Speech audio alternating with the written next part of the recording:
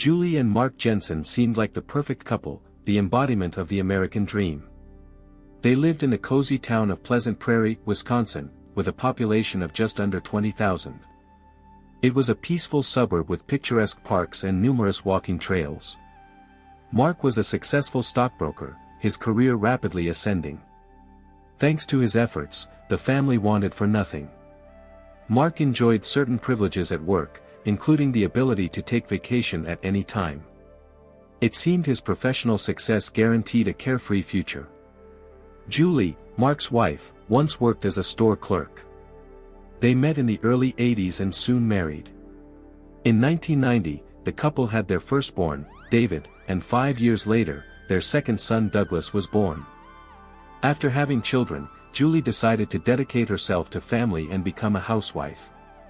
She was a loving mother who took care of the home. However, dark secrets hid behind the facade of family happiness.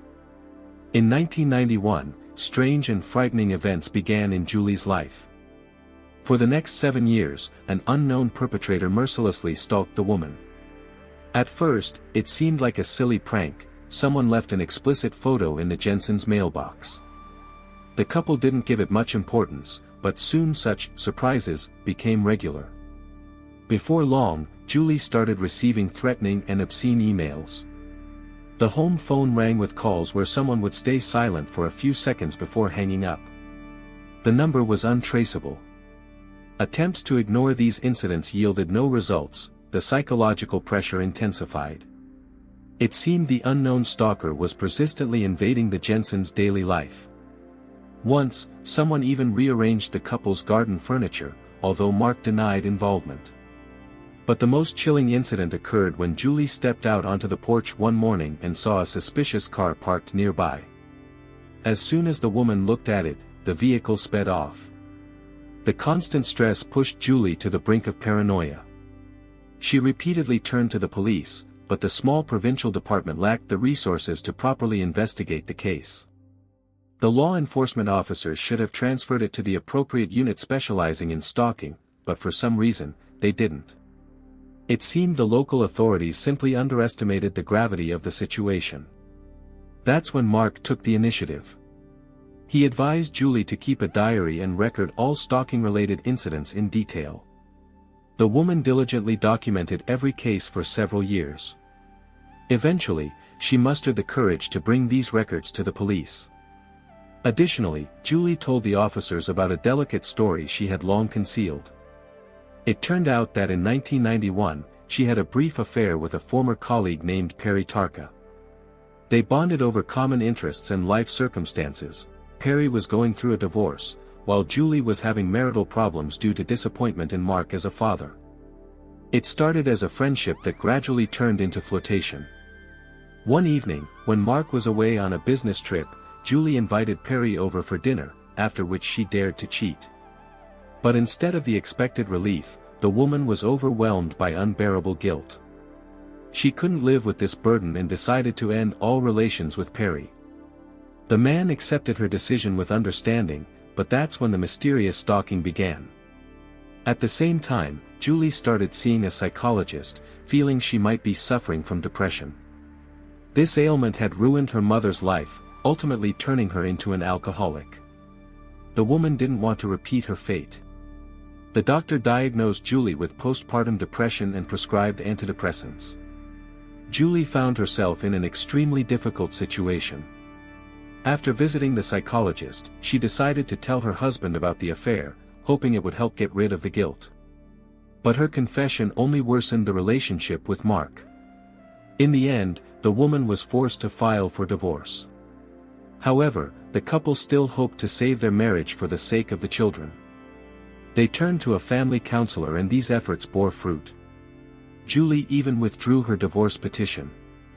But despite some progress, one problem remained unsolved: the mysterious stalker wouldn't cease. Julie was convinced it was Perry taking revenge for ending the relationship. The detectives carefully listened to the woman's story, officially accepted her statement, and promised to start an investigation. Despite Mark and Julie's hopes, the stalking situation didn't improve. So the couple decided to take matters into their own hands and hired a private investigator. He quickly provided interesting information. First, the detective learned that Perry had moved to North Carolina, almost a 10-hour drive from Wisconsin. Given the stalker's frequent appearances here, Perry's involvement seemed simply impossible. He wouldn't be able to influence Julie in this way while simultaneously leading a normal life and working full-time. When Perry heard about Julie's stalking, he even sent her a letter expressing support and concern for her safety. In the detective's opinion, this seemed sincere. Perry didn't fit the profile of a stalker. However, Julie refused to believe this. She was convinced her former lover was behind the harassment. Upon receiving his letter, instead of replying, she took it to the police. As a result, a restraining court order was issued against Perry. Although the detective considered Perry's involvement unlikely, Julie and Mark continued to suspect him. Their suspicions only grew when, after Perry learned about the stalking, the number of obscene photos increased dramatically. Now Mark also became a target of harassment. Compromising photos appeared wherever he went, at work, in his car in the parking lot. It was highly irritating. In addition to images of naked bodies, there were photos of a man and woman having sex, although their faces were unrecognizable. Mark endured it for a long time but then suspected the woman in the photos might be Julie. During a serious conversation, his wife assured him they weren't her pictures. But, being depressed and feeling guilty, Julie herself started to think Perry took these photos during their only night together. The couple turned to the private investigator again, determined to catch the annoying stalker. Mark figured out that the indecent images most often appeared on Fridays at noon. He suggested setting up an ambush for the detective to secretly watch the car or house. But this plan didn't work, as if guessing their intentions, the stalker didn't show up. The detective checked the couple's phones but found no tracking devices. It was expected that during the next silent call, its source could be traced. But, surprisingly, as soon as this idea came up, the calls stopped. The couple couldn't understand how the stalker anticipated their every move. The house was thoroughly checked for bugs, but the detective found nothing. The Jensons funded this operation for several months, spending a lot of money, but no attempt to catch the perpetrator succeeded. Eventually, the stalker disappeared on his own, and they refused the private investigator's services. Against this backdrop, Julie's depression only intensified. She feared that because of her infidelity, the barely salvaged marriage would be threatened again.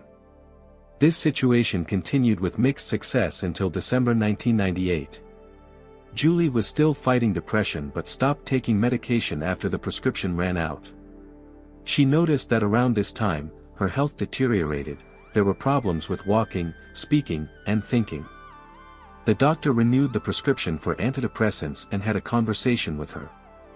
Julie again complained about life's difficulties, continued to cry periodically and feel guilty about the affair. The depression wouldn't recede. The only positive was that the stalking had finally stopped. It seemed the couple's measures and installing a wiretap on the home phone had worked. From the end of 1998, the obscene photos stopped coming. But during this same period, unpleasant changes occurred. According to Julie, from August, Mark began treating her much colder. They used to spend a lot of time together, walking with the children. But now he more often made sharp comments about her, as if dissatisfied with everything. Mark didn't mince words even in front of outsiders, which hurt his wife deeply. The whole situation seemed strange. 7 years of continuous persecution finally ended. The Jenson family could devote time to restoring their relationship. But despite this, Julie felt more miserable than ever. She opened up about this to her psychotherapist during a session she attended, feeling physically unwell, although she thought she might have caught a cold from the children. 2 days later, on December 3, 1998, 38-year-old Mark, having taken the children to school, returned home and found 40-year-old Julie in bed. She was lying on her stomach under the covers, as if asleep. Mark assumed that due to depression, she was feeling unwell again, so he left her for a while. But anxiety made him check on his wife later, and he noticed she wasn't breathing. Fear gripped the man, and he immediately called 911. When paramedics and police arrived at the Jensons' home, the head of the family was in deep despair. Mark, sobbing, led them to the bedroom where he believed Julie was lying unconscious under the covers. But it turned out the woman had been dead for some time, and it was impossible to revive her. No wounds were found on the body, no signs of struggle in the house, no weapons or poisonous substances nearby. It seemed death had occurred from natural causes. Mark told the police that his wife had been feeling unwell for several days. During this time, she took sleeping pills to fall asleep, hardly got out of bed, barely spoke, and poorly understood what was happening. At the same time, one of her arms was unnaturally bent under the torso. It seemed impossible to fall asleep in such a position, and it was strange that the husband left his wife alone in this condition. Furthermore, Mark recalled that she had recently resumed taking the antidepressants prescribed by the doctor.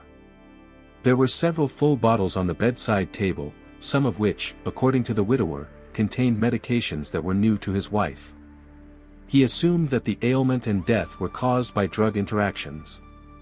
From Mark's words, it followed that in recent months, Julie had been fighting an especially severe phase of depression. In the end, she may not have been able to bear it and taken her own life. However, no suicide note or anything similar was found in the bedroom, which seemed odd. Julie wouldn't have ignored her sons and loved ones without leaving at least a farewell message. Mark willingly cooperated with the police, voluntarily allowing them to search the house and surrounding area. It was evident that the widowed man was very upset and just wanted to understand what happened. Soon Mark's father arrived at the house. The men talked in private, and when they came outside, they immediately encountered neighbors who had gathered due to the commotion. The elder Jenson unequivocally stated that Julie had died due to the incompatibility of the medications she had been actively taking recently. They probably just wanted to calm people down, but the statement was too bold.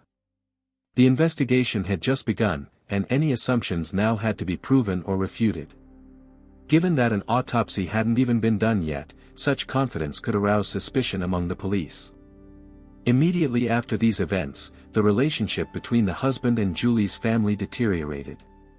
The reason was that she wanted to be buried next to her relatives, but the husband insisted on cremating the body, which was released after the examinations. Then they asked Mark to arrange a memorial evening so that all the relatives could say goodbye to Julie and scatter part of her ashes, but he simply refused to communicate. What happened to the ashes remained a mystery for a long time. The widower avoided this topic but later admitted that his son David had scattered the ashes over the lake. Of course, all this caused discontent among Julie's relatives and seemed suspicious. When the toxicological report came back, the case became even more confusing. In fact, Julie had no overdose of any dangerous drugs. The autopsy revealed only one strange thing. The woman's facial bones looked somewhat deformed. As if flattened. They weren't broken but were clearly on the verge of cracking. The medical examiner had never encountered anything like this before and couldn't even say for sure what it could be, but everything seemed suspicious. Even more valuable information was provided by Mark's computer. It immediately became clear that Mark was the primary user. Here, emails were found that he had sent to a colleague named Kelly Labonte. Moreover, the emails turned out to be very personal, sometimes even intimate. Kelly worked as an assistant to the management in the same company but in another city. It turned out that from the middle of summer, Mark had gone there on business trips several times, where he got to know Kelly better. A romance began between them. Shortly after getting married, Kelly met Mark, and this was the beginning of their secret affair. The intrigue started in the very period when the creepy photos and calls to the Jenson family suddenly stopped, and Julie's husband clearly cooled towards her. The coincidence seemed suspicious. Further investigation revealed something even more alarming. According to the browser history, the widower regularly searched for information about poisonous substances and drugs, especially interested in antifreeze. This substance is dangerous due to its accessibility and the fact that even a small dose can be lethal. Another insidious property of antifreeze is the absence of specific poisoning symptoms, the victim simply gradually deteriorates and dies. Given these suspicious searches by Mark, it was decided to re-examine Julie's blood, which fortunately was preserved in the lab, for traces of antifreeze. A special analysis revealed a small amount of the substance. In the detective's opinion, if the woman had wanted to end her life, she would have drunk a larger dose for an instant result. The small amount of antifreeze indicated possible methodical and prolonged poisoning. The poison itself was found neither in the bedroom nor in the Jenson's house, excluding accidental poisoning. On the morning of his wife's death, Mark again searched for information about antifreeze and tried to hide it by clearing the search engine, apparently not realizing the possibility of recovering deleted data. Suspicion naturally fell on the husband, because Julie, due to severe depression, was bedridden, and the children were too young to use the computer on their own. Mark remained the only one who could make the disturbing search queries. During interrogation, Mark claimed that on the morning of the fatal day, December 3rd, he had a strong desire to call an ambulance because of his wife's condition. But Julie insistently asked him not to. He took this as direct evidence of her desire to voluntarily end her life and listen to her. Several examinations established suffocation as the cause of Julie's death, but not a simple one. A detailed study showed that the nose and trachea were broken due to excessive pressure. Mark probably pressed a pillow to his wife's face and held it until she suffocated. Unfortunately, no physical evidence remained that would directly link the husband to the murder. Everything was based on guesswork and circumstantial evidence. Unexpectedly, the victim's friend brought to the police a letter written by Julie a few days before her death. In it, the woman stated that if something happened to her, her husband would be to blame. The letter contained a detailed description of their marital problems. Julie repented for the brief affair with Perry, confessed that despite her husband's attempts to make her a drunk, she didn't become an alcoholic like her mother. She described in detail the medications she was taking and emphasized that she would never commit suicide, loving her children too much. The friend said that Julie had previously expressed suspicions about her husband's intentions to kill her. Her friend suggested going to a women's shelter to escape and take the sons. The frightened woman seriously considered this option but ultimately didn't dare, fearing that Mark would find her and take the children away. In the last period of her life, Julie repeatedly shared her story even with people she barely knew. It seemed she was deliberately spreading this information so that in case of anything, the police would know whom to suspect. During interrogations, the detectives didn't reveal to Mark that they knew about his affair.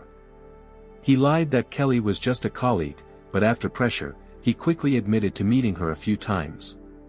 Interestingly, a few days after Julie's death, Kelly left her husband and moved in with Mark, who fully funded the move. Against this backdrop, his initial lie seemed strange. Investigators continued to pressure the main suspect, who denied almost everything. Finally, the widower broke down and confessed, but not to murder, but to something else. According to him, although he didn't initially stalk Julie, the mysterious stalker quite quickly left her alone. It turned out that the man had scrupulously saved the unacceptable photographs he had managed to collect throughout the entire period. When the woman's actions contradicted his views, he resorted to staging the harassment himself, seeking to cause her shame and guilt. Despite a 4-hour police interrogation, no grounds were found to arrest Mark. He was released without charges, as the man had no intention of bringing the woman to a tragic act. Time passed, and Kelly and Mark continued to live together. The couple even published an announcement in the newspaper about their engagement after the man successfully launched a construction business in March 2002. Several months later, more than 3 years after Julie's death, the investigation was still ongoing. The authorities had not been able to find direct evidence against the main suspect. Only in March 2002 was Mark Jenson arrested on suspicion of first-degree murder. Thanks to the funds that allowed him to hire an experienced lawyer and post $500,000 bail, the suspect was released. The police continued to search for evidence to convict him, returning the man to his usual life. Unfortunately for Julie's family, due to lack of evidence, all charges against Mark were dropped. Her children, who were very young when their mother died, had already begun to call Mark's new wife Mom. After this period, the name Julie Jenson seemed to be forgotten. Her case turned into another unsolved murder. But 8 years after her death, a new witness unexpectedly appeared, Ed Klug, Mark's colleague. A month before Julie's death, they attended a business conference together. After the event, the men went to a bar, where Mark, having had too much to drink and overwhelmed with emotions, confessed that his marriage was far from ideal. He even stated that he hated Julie and wished for her death. This testimony allowed the police to rearrest Mark, this time with a bail of $2 million. Although over $1 million was found in his accounts, it wasn't enough to post bail. He remained behind bars until January 2008, when the trial began. Toxicological examinations showed that Julie had undergone prolonged poisoning with antifreeze. It turned out that Mark had repeatedly searched the internet for information about this, even on the day of his wife's death. The prosecution concluded that he never forgave Julie for the affair despite her repentance, tormented her for a long time, enjoying her suffering. He finally decided to get rid of his wife after starting a romance with Kelly.